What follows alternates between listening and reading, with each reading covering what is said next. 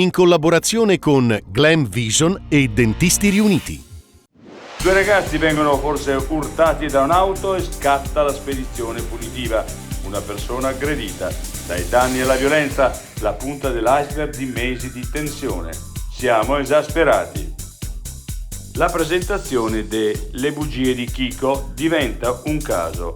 Lo zio Gianni Forti. Qualcuno vuole ottenere visibilità per lucrare su questa storia? L'autore del libro risponde: impedire la presentazione? Non siamo nel 44.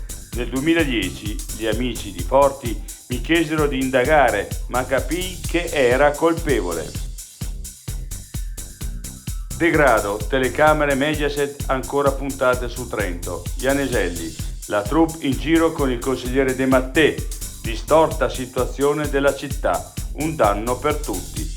La replica del consigliere di Fratelli d'Italia, disgustato dalle parole del sindaco. E risponde Mazzarella, danno d'immagine. Cosa pensano gli esercenti?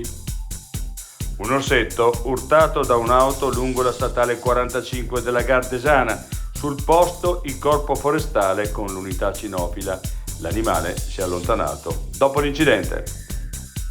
L'altra montagna.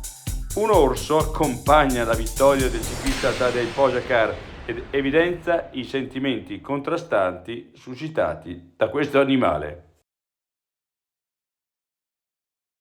I difetti visivi sono tanti: miopia, astigmatismo, ipermetropia. Il pregio è correggerli con occhiali davvero glam. Con Glam Vision puoi prenotare l'analisi gratuita della vista e poi sfoggiare i tuoi nuovi occhiali che possiamo creare per te. Scopri di più su glamvision.it.